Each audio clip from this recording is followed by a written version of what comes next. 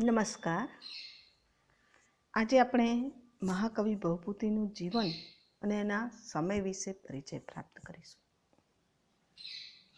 આપણે જાણીએ છીએ કે સંસ્કૃત સાહિત્યકાશના સિતારાઓ કોણ જાણે કેમ પોતાના વિશે નિરપેક્ષ રહ્યા છે. એમણે પોતાના જીવનની કથની કથવા કરતાં પોતાની કાવ્ય સૃષ્ટિનો પરિચય આપવાનું વધારે યોગ્ય માન્યું છે. કલાકૃતિના ચાહકોએ કલાકૃતિના સર્જકને શોધવા આકાશ પાતાળ એક કર્યા છે અને એમના જીવન વિશે કંઈક અનુમાન કર્યા છે. સામાન્ય રીતે સંસ્કૃત સાહિત્યના દૈદીપ્યમાન સિતારાઓની દીપ્તિ તેમની સર્જન સૃષ્ટિમાં જ ઝબકતી હોય છે. જો કે બાણ, ભવભૂતિ, દંડી જેવા કેટલાક સ્વાભિમાની સર્જકોએ પોતાના વિશે અધૂરી છતાં કંઈક માહિતી આપી છે. પરંતુ આ જે માહિતી છે એ પણ સંશય કે શંકાથી પર છે એમ ન કહી શકાય. ભવભૂતિએ પોતાની 3 કૃતિઓમાં પોતાના વિશે પ્રસ્તાવનામાં થોડી ઘણી માહિતી આપી છે. એમાં સૌથી વધારે માહિતી એમણે એમના મહાવીર ચરિતમાં આપી છે. તેનાથી કંઈક ઓછી માહિતી માલતી માધવમાં છે અને નહિવત માહિતી આપણને ઉત્તરામ ચરિતમાં જોવા મળે છે. મહાવીર ચરિતની પ્રસ્તાવનામાં તેઓ લખે છે કે અસ્તિ દક્ષિણા પથે પદ્મપુરમ નામ નગરમ ઇત્યાદિ. આ અનુસાર ભવભૂતિના બાપદાદાઓ પદ્મપુરમાં રહેતા. માલતી માધવમાં પદ્મપુર વિદર્ભમાં આવેલું છે એમ પણ દર્શાવ્યું છે. જોકે આ પદ્મપુર વિશે વિદ્વાનોમાં સારો એવો ઉહાપો ઉઠ્યો છે. જેમ કે લેલેના મતાનુસાર આ પદ્મપુર કાલ્પીની પાસે યમુના નદીને કિનારે આવેલું હોય એમ લાગે છે. એમણે માલતી માધવના જગદ્ધર નામના જે સંસ્કૃત ટીકાકાર છે એમના મતનું સમર્થન કર્યું હોય એવું લાગે છે. જનરલ કનિંઘહામ કહે છે કે માલતી માધવમાં કહ્યું છે એમ પારા અને સિંધુ નદીના સંગમ પર આ પદ્મપુર નામનું નગર આવેલું છે. તેને લવલા નામની નદી મળે છે અને ચોથી મધુમતી પણ તેને મળે છે. સિંધુ નદી ઉપર આવેલું આધુનિક નરવાર એ પદ્માવતી નગરી એવું એ માને છે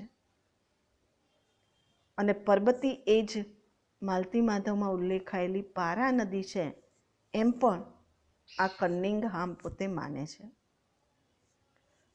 તો વળી ડૉક્ટર ભાંડારકર સૂચવે છે કે પારા સિંધુના સંગમથી 25 માઇલ દૂર આવેલ નગરી નરવાર એટલે કે પદ્માવતી સંભવી શકે જ નહીં. અને શ્રીમાન સેલે લેલે નરવારથી કેટલેક માઇલ દૂર આવેલા પોલા અથવા પોલાપવાયા નામના એક નાનકડા ગામને પદ્મપુર દર્શાવવાનો પ્રયત્ન કરે છે. એનું કારણ એ છે કે આ ગામની આસપાસ મોટા નગરના ખંડેરો જોવા મળે છે. આ રીતે ભવભૂતિના બાપદાદાઓના નગર વિશે પણ વિદ્વાનો પોતપોતાની રીતે અનુમાનો કરીને પદ્માવતીને કે પદ્મપુરને દર્શાવવાનો પ્રયત્ન કરે છે. આ બધું જોતા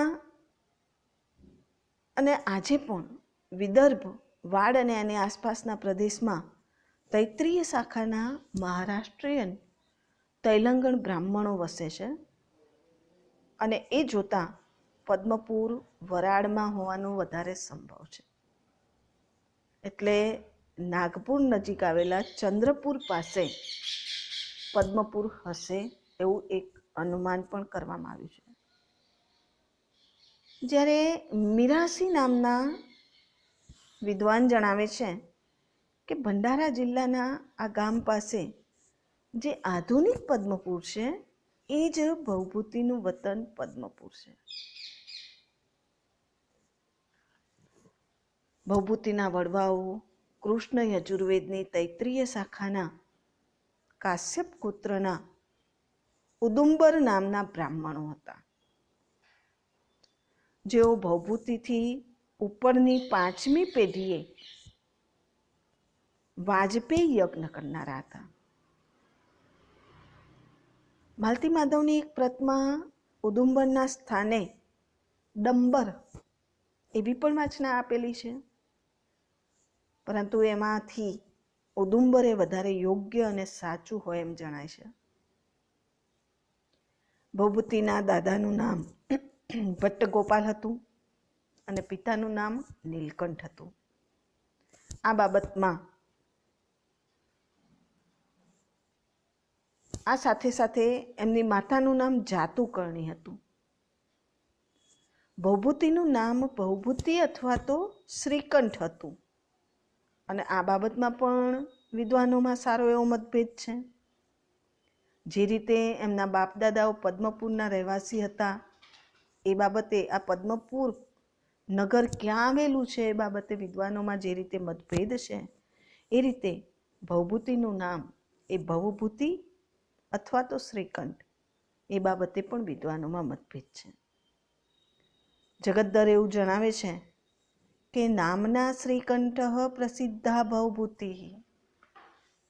જ્યારે વીર રાઘવ પણ આ જ વાતને સમર્થન આપે છે કે શ્રીકંઠ એ પિતૃકૃત નામ જણાવે છે અને સાંબા પુનાતુ ભવભૂતિ પવિત્ર મૂર્તિ એ શ્લોકની રચનાથી રાજાએ તેમને ભવભૂતિ એવું ઉપનામ પ્રદાન કર્યું એમ તેઓ માને છે. અનંત પંડિત શ્રીકંઠને બદલે શ્રીધર એવું ભવભૂતિનું નામ સૂચવે છે અને ગિરજાયા કુર્યાન વંદે ભવભૂતિ સીતાનનો એ પદ્યથી તેને ભવભૂતિનું એક તખલ્લુસ સાંપડ્યું હશે એમ કહે છે. જ્યારે વીર રાઘવ અને ટીકાકાર ઘનશ્યામ એક સુંદર કથા આપીને દર્શાવે છે કે ભવ એટલે મહાદેવ પ્રસન્ન થઈને ભિક્ષુક બ્રાહ્મણ રૂપે હાજર થઈને કવિને ભૂતિ એટલે કે સમૃદ્ધિ આપી, એટલે કવિ ભવભૂતિ ઉપનામથી પ્રસિદ્ધ થયા હતા. બધા ટીકાકારોએ ભવભૂતિને ઉપનામ પ્રસ્થાપિત કરવા અનેક પ્રકારની કલ્પનાઓ કરી છે. આ ઉપરાંત ઉમાશંકર જોશી એવું સૂચવે છે કે ભવભૂતિને તેના સમકાલીન કવિઓએ વાઘપતિરાજ, કલ્હણ જેવાઓએ કવિને ભવભૂતિ તરીકે જ ઓળખાવ્યા છે. તો 14મી સદીમાં થયેલા ગોવર્ધનાચાર્ય પણ તેમને ભવભૂતિ તરીકે જ ઓળખાવે છે. એટલે શ્રીકંઠ નામ તેમને પાછળથી મળ્યું હોય અથવા તો એમનું ઉપનામ મળ્યું હશે અને શ્રીકંઠ એટલે જેના કંઠે એટલે કે જીહ્વાએ શ્રી એટલે કે સરસ્વતી છે એવા કવિ.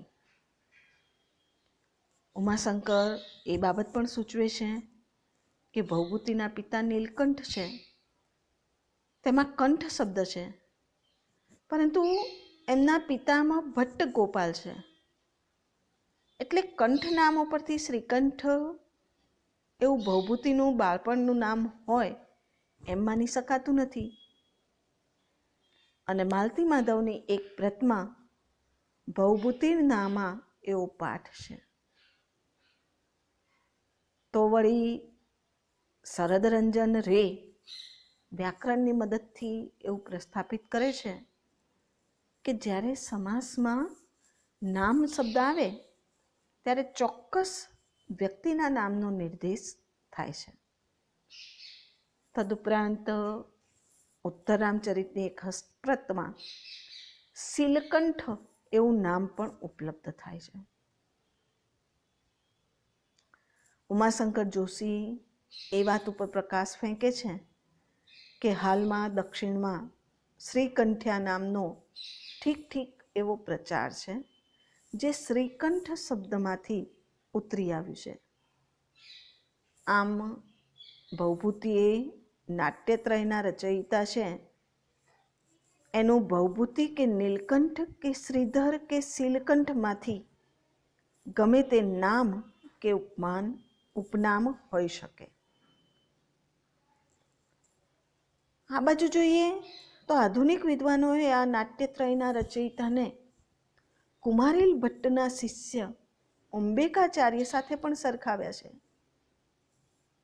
એનું કારણ એ છે કે માલતી માધવની 500 વર્ષ જૂની હસ્તપ્રતમાં 3જા અને 6ઠ્ઠા અંકની પુસ્પિકામાં કુમારીલ શિષ્ય કૃતે માલતી માધવે તૃતીયો અંક અને અંબિકાચાર્ય વિરચિતે માલતી માધવે ષષ્ઠ અંક એ ઉપરથી ભવભૂતિએ કુમારીલ ભટ્ટના શિષ્ય અંબિક છે એમ દર્શાવવામાં આવે છે. આ વિશે ઉમાશંકર જોશીએ વિશદ વિવેચના કરી છે. અંબિક એ મંડન મિશ્રનું પણ એક નામ હતું એમ શંકર દિગ્વિજય ઉપરથી સમજાવે છે. પરંતુ અંબિક અને ભવભૂતિ એક હોય તો પણ મંડન મિશ્ર એ ભવભૂતિ નથી એ વાત પર ઉમાશંકર જોશીએ ઠીક પ્રકાશ પાડ્યો છે. મહાવીર ચરિત અને ઉત્તરરામ ચરિતમાં વત્સવાચ કવેર વાસ્યમ એવું સ્પષ્ટ થયું છે. અને એવું પછી કવિની પત્નીનું નામ સરસ્વતીનું કોઈ નામ હશે એવું પણ અનુમાન કરવામાં આવે છે. જોકે જ્યારે કોઈ પણ કવિ કે લેખક વિશે કોઈ સ્પષ્ટ માહિતી ન હોય ત્યારે વિદ્વાનોને આવા અનુમાનો કરવા પડે છે.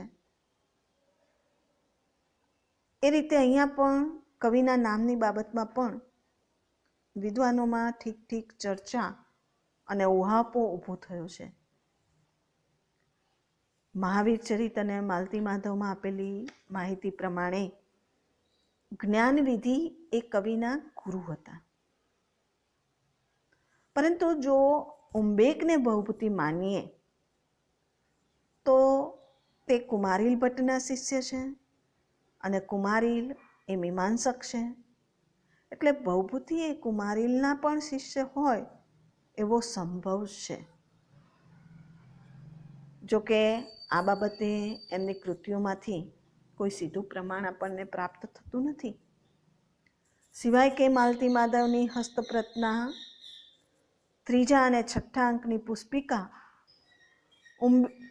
અંબિકનું નામ અને કુમારીલ ભટ્ટના એ શિષ્ય હોવાનું દર્શાવે છે.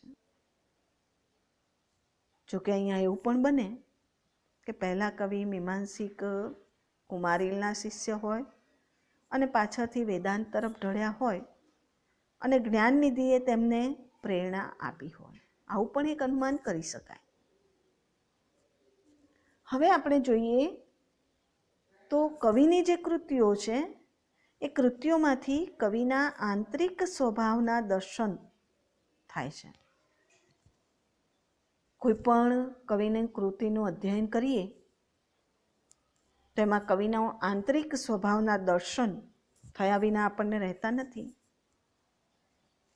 ये नाम केचिद ઈહમાંથી ભવભૂતિનો સ્વમાની અને આત્મગૌરવયુક્ત સ્વભાવ દ્રષ્ટિગોચર થાય છે.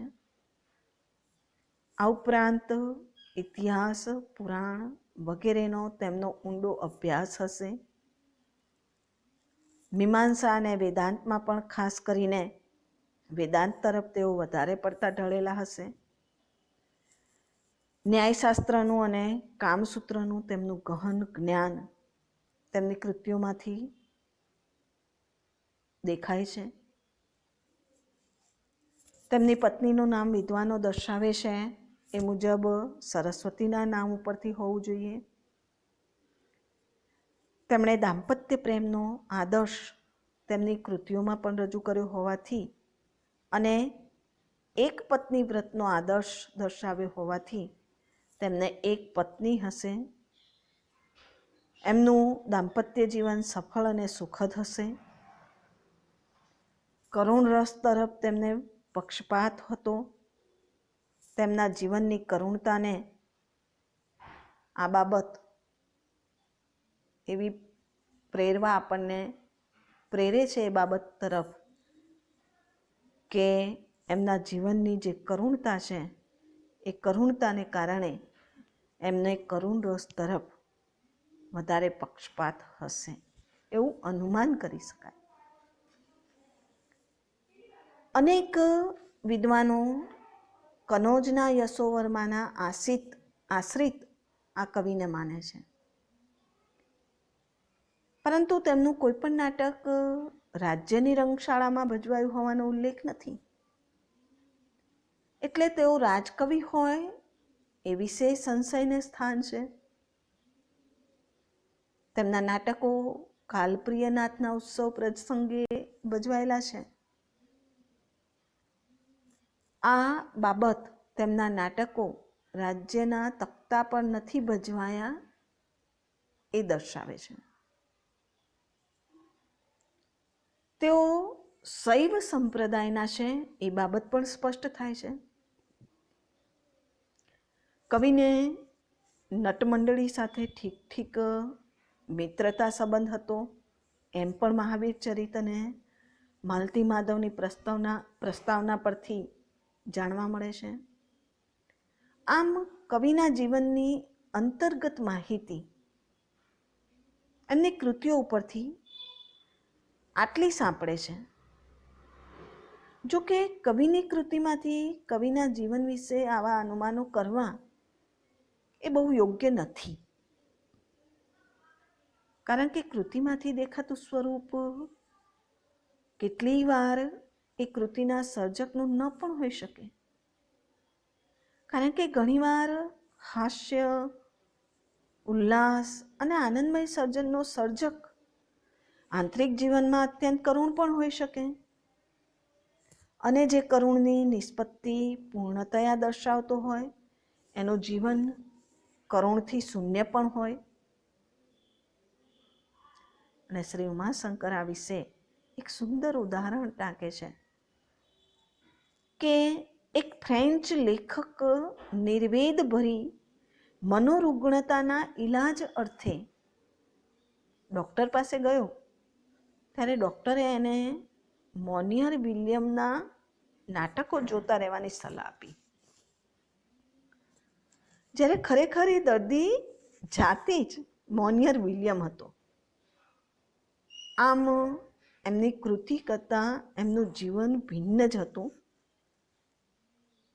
છતાંય જ્યાં સુધી આપણને અન્ય સાધનો ન મળે, અન્ય સાધનોનો અભાવ હોય, ત્યાં સુધી આવા અંશતઃ સાચા અનુમાનો બાંધ્યા વિના વિદ્વાનોને ચાલતું નથી. તો એ રીતે ભવભૂતિના જીવન વિશે પણ આવા અનુમાનો વિદ્વાનોએ બાંધ્યા છે. તો ભવભૂતિના જીવન વિશે જો આપણે ટૂંકમાં કહેવું હોય તો ભવભૂતિ વિદર્ભ દેશના પદ્મપુરના નિવાસી હતા. તેઓ કાશ્યપ ગોત્રના અને તૈત્રીય શાખામાં માનનારા હતા. તેમના પિતાનું નામ નીલકંઠ, માતાનું નામ જાતુકર્ણી અને પિતામહનું નામ ભટ્ટગોપાલ હતું. ભવભૂતિના પૂર્વજો પોતાના સદાચાર અને વેદાધ્યયન માટે પ્રસિદ્ધ હતા. તેઓ પંક્તિ પાવન તથા પંચાંગની વ્રતને ધારણ કરનારા હતા. તેઓએ સોમયાગ યજ્ઞ કર્યો હતો. તેમના કુળમાં કાવ્યકલાની પૂજા થતી. તેમના ગુરુનું નામ જ્ઞાનનિધિ હતું. તેમના ગુરુ બધા શાસ્ત્રોના પ્રકાંડ પંડિત હતા. ભવભૂતિનું સાચું નામ શ્રીકંઠ હતું. કવિ રૂપે તેઓ ભવભૂતિ તરીકે પ્રસિદ્ધ થયા.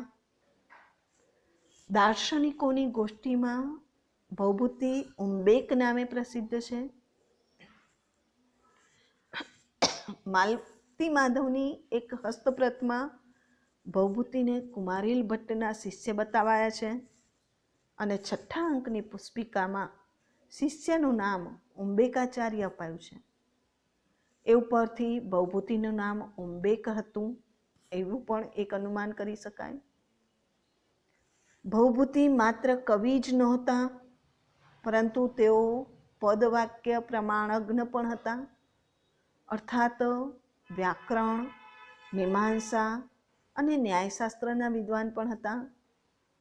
અને આ ઉપરાંત તેઓ વેદ, ઉપનિષદ, સાંખ્ય, યોગ, સાહિત્યશાસ્ત્ર તેમજ તર્કશાસ્ત્રમાં પણ પ્રવીણ હતા. એટલી બાબત આપણે ભવભૂતિના જીવન વિશે કહી શકીએ છીએ. હવે આપણે એમના જીવન વિશે માહિતી પ્રાપ્ત કરી, ત્યારબાદ એમના સમય વિશેની માહિતી પ્રાપ્ત કરીશું. સંસ્કૃત સાહિત્ય સ્વામીઓ જેટલા પોતાના જીવન વિશે કંઈ કહેવાની બાબતમાં નિરપેક્ષ છે, એટલા જ પોતે કયા સમયમાં વિદ્યમાન છે એ દર્શાવવામાં પણ નિર્લેપ રહે છે. આમ જે રીતે એમના જીવન વિશે જાણવા પ્રયત્ન કરવો હોય તો એમની વિશે પ્રચલિત બનેલી દંતકથાઓ, એમના પછી થઈ ગયેલા કવિઓ કે લેખકોએ કરેલા ઉલ્લેખો અને એમના કૃતિઓ પર આધાર રાખવો પડે છે. એવી જ રીતે એમના સમય વિશે જાણવું હોય તો પણ 2-3 બાબતે આપણે એ સમયને જાણવાનો પ્રયત્ન કરી શકીએ છીએ. એક તો અન્ય કવિઓએ કરેલા ઉલ્લેખો પરથી અથવા તો કવિએ કરેલા અન્ય કવિઓના ઉલ્લેખો પરથી, અને જે કંઈ ઉલ્લેખ કવિએ પોતાની કૃતિઓમાં પોતાના આશ્રયદાતા વિશે કર્યા હોય એ ઉપરથી કવિના સમય વિશે અનુમાન કરવામાં આવે છે. મહાકવિ ભવભૂતિ વિશે બલ્લાલ કૃત ભુજ પ્રબંધમાં આવેલી એક કથા ઉપરથી તેમને કાલિદાસના સમકાલીન ગણવામાં આવે છે. પ્રબંધની કથા આ પ્રમાણે છે કે ભુજે સૂચવેલા એક વિષય ઉપર બંને કવિઓ શ્લોક રચના કરે છે અને બંનેમાંથી ચડિયાતી રચના કોની એ વિશે નિર્ણય કરવા ભુવનેશ્વરીના મંદિરે જાય છે. 2 પલ્લામાં બંનેની રચના મુકાઈ.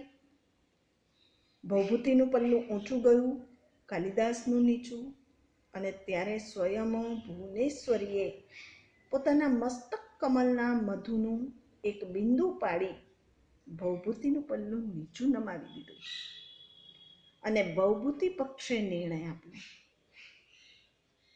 બીજી એક કિંવદંતી પ્રમાણે કાલિદાસ અને ભવભૂતિ બંને સમકાલીન હતા.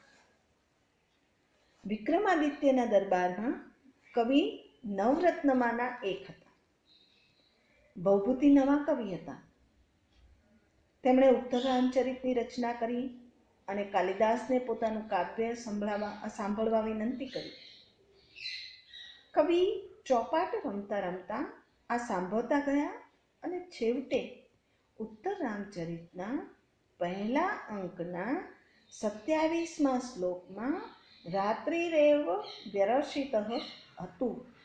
એમાંથી તેમણે અનુસ્વાર કાઢી નાખવાનું અને રાત્રિરેવ વ્યરંસિત કરવાનું સૂચ્યું, અને એ રીતે વ્યંજનાનું મહત્વ વધી ગયું. આ કથાનો કાવ્ય રસિકો માટે સુંદર મનોરંજન રૂપ છે, પરંતુ તેમાં યથાર્થતાને સ્થાન નથી. એટલે કે મહાકવિ કાલિદાસ અને ભવભૂતિ બંનેને સમકાલીન માની શકાય એમ છે જ નહીં. મહાકવિ ભવભૂતિએ કાલિદાસની શૈલીનું અનુકરણ કરવાનો ઠીક પ્રયત્ન કર્યો હોય એવું લાગે છે. મહાકવિ કાલિદાસના મેઘદૂત ઉપરથી માલતી માધવમાં કવિ મેઘને દૂત તરીકે પ્રયોજે છે. બીજા અંકમાં શકુંતલા દુષ્યંત, ઉર્વશી અને પુરુરવાના પ્રેમનો ઉલ્લેખ કરે છે. વિક્રમ ઉર્વશી અને પુરુરવાના પ્રેમ પ્રકરણનું સ્મરણ 9મા અંકના માધવના પ્રલાપો કરાવે છે. આ અને આવા તો કેટલાય દાખલાઓ ઉપલબ્ધ થાય છે. એટલે ભવભૂતિ પર કાલિદાસનો સારો એવો પ્રભાવ છે એ બાબત જોઈ શકાય છે. આમ ભવભૂતિનો સમય કવિ કાલિદાસ કરતાં પહેલા નથી એ ચોક્કસ છે, અથવા તો બંને સમકાલીન પણ નથી એ બાબત પણ ચોક્કસ છે.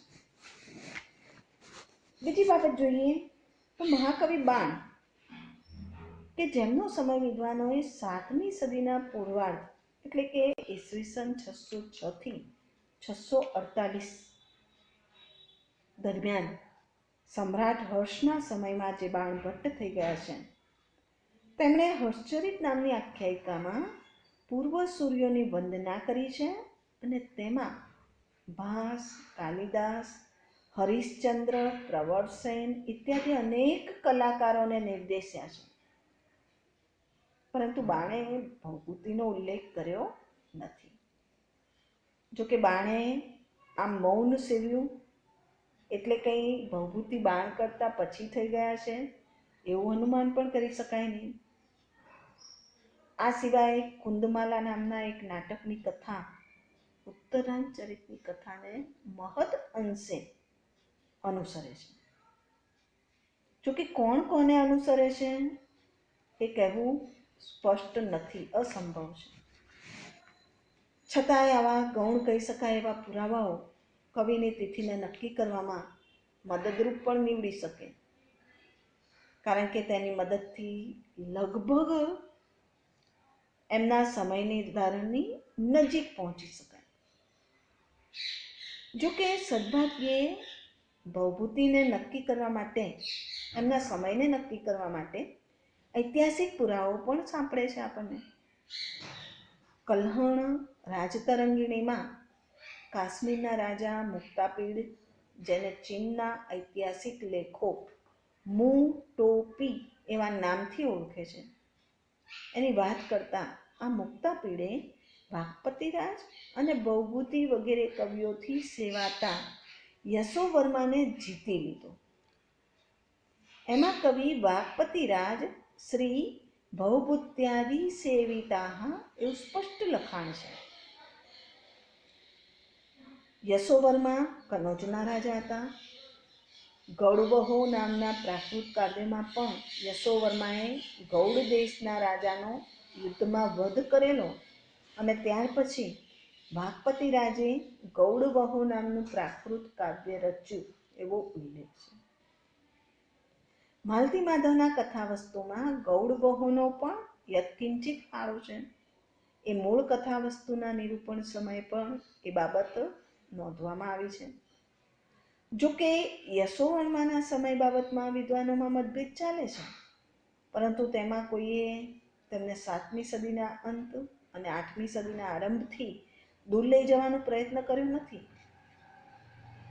કર્નિંગહામ, પાંડારકર, યાકોબી જેવા વિદ્વાનોએ આ વિશે સારો એવો પ્રયત્ન કર્યો છે.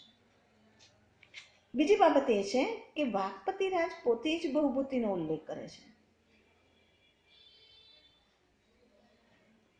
ગૌડવહુના શ્લોક ભવભૂતિ જલ નિર્ગતા કાવ્યમ વાળો જે શ્લોક છે, એ શ્લોકમાં અને ત્યાર પછીના 4 શ્લોકમાં ભાસ, જ્વલનમિત્ર, કાલિદાસ, સુબંધુ આદિની પ્રશંસા કરી છે.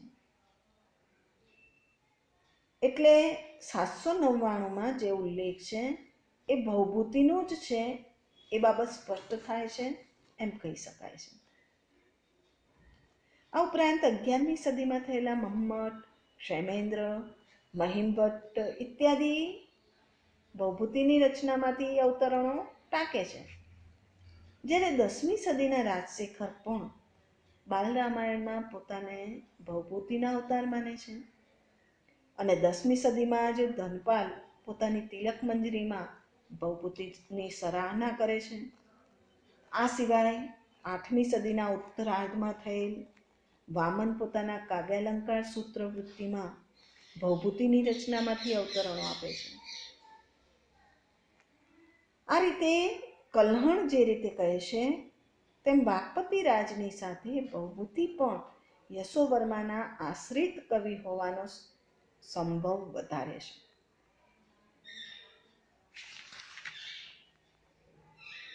યાકોબીએ ગણિતિક પદ્ધતિથી એ નિર્ણય કર્યો છે કે કનોજમાં ઈસવીસન 733ના ઓગસ્ટની 14મી તારીખે સૂર્યગ્રહણ હોવાનો સંભવ છે.